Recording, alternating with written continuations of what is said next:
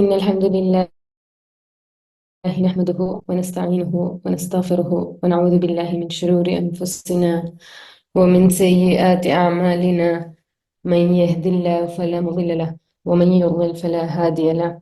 أشهد أن لا إله إلا الله وأشهد أن محمدا عبده ورسوله. أما بعد. السلام عليكم ورحمة الله وبركاته. So today I would like to share with you a little history of this incredible month that we're all witnessing. But before we before we dive into it, let's take a moment to pray to Allah subhanahu wa ta'ala, asking Him to allow us to make the most of this time, most of this month. Let's seek His guidance and forgiveness, and let this month serve as a pathway for us to continue growing spiritually. May it not only bring us closer to Allah subhanahu wa ta'ala, but also foster deeper connections and kindness among us. So today what I wanted to share with you is actually something from Surah Baqarah. And we know the ayah about Ramadan, شهر رمضان الذي أنزل فيه القرآن. And where this ayah is mentioned, Ramadan is mentioned, is actually part of a larger narrative that was introduced much earlier. And what do I mean by that? So the discussion actually starts with Adam alayhi salam himself. Adam alayhi salam, this remarkable creature, was being created by Allah subhanahu wa ta'ala, and it was so extraordinary that even the angels were commanded to make sajda to him. So this incredible creation was directly given Jannah. And this is something that we aspire to return to, and which is very important to know, because Allah subhanahu wa ta'ala describes believers in Surah Mu'minun. He describes believers as warithun. Ulaik humul warithun. That's what's being said. And warithun, the word itself means the inheritors.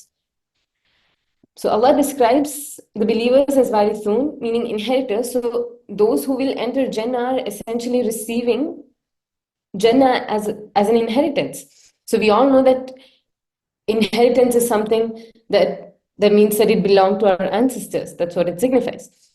So because Jannah was the home given to our father, Adam alayhi salam, and that's where humanity originated, inshallah, therefore, when we return to Jannah, we're actually inheriting what was originally meant for us. So it's inheritance, but we won't simply get it without effort. So it's like inheritance, sort of like that necessitates work. So in any case, Allah subhanahu wa ta'ala gave this amazing gift to Adam alayhi salam, and He used to speak to Adam alayhi salam directly. So He gave him advice directly. He told him to eat freely. He told our father and our mother to eat freely, to eat whatever they want, to do whatever they want, except for that one tree. And we all know about that.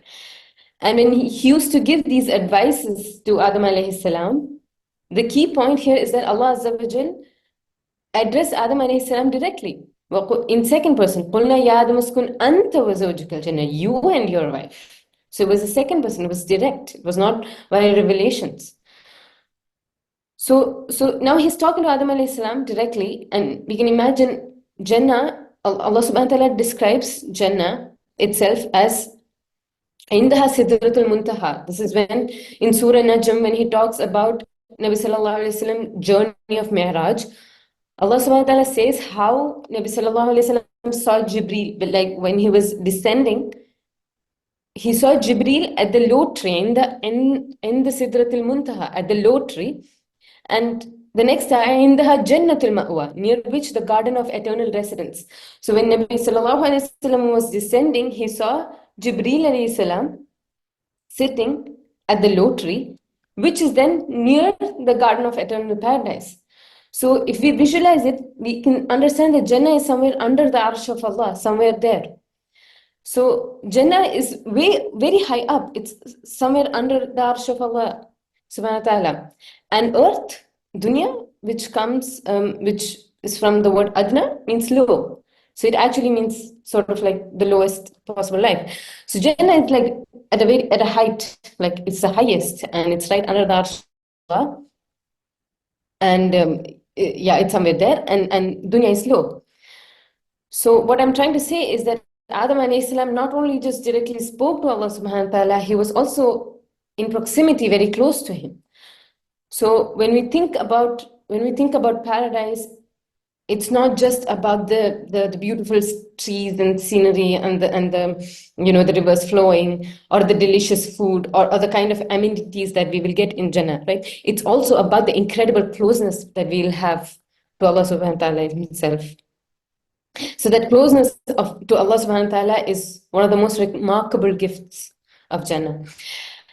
And so Adam alayhi salam, he had a slip up. He made a fatal mistake. Shaitan's whispers were successful, and the mistake took place. And we all know eventually the story of the descent to earth. And that's how the life on earth began. And now, thinking from as a Muslim, as a human, when we think about it, sort of feels like a punishment, for the mistake. And Adam alayhi salam, obviously from his perspective itself, if we think about it, it sort of looks like a mistake. Punishment. So he had to leave this bliss of Jannah and come to this world. And in Jannah, we know that there's no aging, there's no sickness, there's nothing negative, there's no fear, there's no sorrow. And earth, Allah subhanahu wa ta'ala describes it as لَقَدْ خَلَقْنَا الْإِنسَانَ فِي كَبَدٍ. We created man to endure hardship. So this world comes with hardship. So people are engulfed in hard work. People are experiencing hunger. They're experiencing sickness, weakness. They're experiencing going through wars, injustice. And then there is the necessity to do labor to sustain.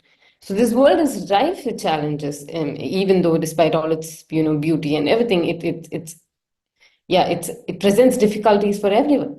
So now Allah has Adam alayhi salam descended to the earth, and we can imagine how Adam alayhi salam feels. He used to be so close to Allah subhanahu wa ta'ala, and he used to communicate directly. Now he's sent far away, and now he's going to be communicated by revelations. He was so highly ranked and dignified, and to the point that Malaika was doing sajda to him, was made to do sajda to him. And when we look at the ayah of the descent, it says, قَالَ اهْبِطَا مِنْهَا جَمِيعًا بَعْضُكُمْ لِبَعْضٍ عَدُوٌّ. Allah says, descend both of you, that is Adam alayhi salam and Hawa, from here together with shaitan as enemies to each other. And so he's not only being descended, but also Iblis is sent with him. So now he has to share the place with Iblis. He used to be above the rank of angels. Malaika used to do such that to him, and now he has to share this earth with Iblis. So if you think about it, it's humiliating. It's a humiliation, and he feels very distant from Allah Azza wa Jal. But as Allah subhanahu wa ta'ala was sending him down, he also gave him the opportunity and reminded him, there's going to be a way that you and your children can get back here, can find their way back here. So now you have to leave, you have to be sent down, but there will be a way to come back here. And that is there right next to it. فَإِمَّا يَأْتِيَنَّكُم مِّنِّي هُدًى فَمَنِ اتَّبَعَ هُدَايَ فَلَا يَضِلُّ وَلَا يَشْقَى. Allah has asked him to come down from Jannah to the earth, but he says that when guidance comes to you, that's what it means. Then when guidance comes to you from me, whoever follows my guidance will neither go astray in this life nor suffer in the next. So Allah subhanahu wa ta'ala is saying that, now you have to go down, but when guidance comes to you, and, it can be to you or your children, meaning at any point in history, when Allah subhanahu wa ta'ala decides to send guidance, whoever decides to follow that guidance, it's going to be fine. There's not going to be any fear. You're going to be fine. They're not going to be scared of anything. And that's not just a reference to what's going to happen in this life, right? أَلَا إِنَّ أَوْلِيَاءَ اللَّهِ لَا خَوْفٌ عَلَيْهِمْ وَلَا هُمْ يَحْزَنُونَ. There will certainly be no fear for the close servants of Allah, nor will they grieve. So in its truest sense, to have no fear left and no sadness left is actually one of the greatest things of Jannah itself. So it's as though Allah subhanahu wa ta'ala is saying that when I send guidance and you follow it, you can get back to Jannah once again. You can elevate once back again to the original home. And this was the promise that Allah subhanahu wa ta'ala gave Adam alayhi salam when he was asked to descend. Now, time goes by, prophets, prophets come, prophets after prophets come, and each of them is then fulfilling bit by bit the promise given to Adam alayhi salam. Guidance will come, and if you decide to follow it, then there's not going to be any fear or sadness. So for those who follow it, that promise kept being fulfilled. We know the story of Musa alayhi salam, we know the story of Nuh alayhi salam. Whoever followed them, this promise kept being fulfilled. And we are only aware about some of the prophets, right? In Surah Ghafir, Allah subhanahu wa ta'ala says, وَلَقَدْ أَرْسَلْنَا رُسُلًا مِّن قَبْلِكَ مِنْهُمْ مَنْ قَصَصْنَا عَلَيْكَ وَمِنْهُمْ مَنْ لَمْ نَقْصُصْ عَلَيْكَ. We already sent messengers before you.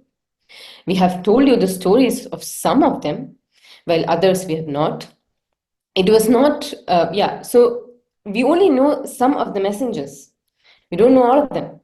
So there are so many prophets that came and they were fulfilling the promise made to Adam alayhi salam. So this promise of Allah, guidance kept coming and kept being fulfilled, and until that promise reaches its climax.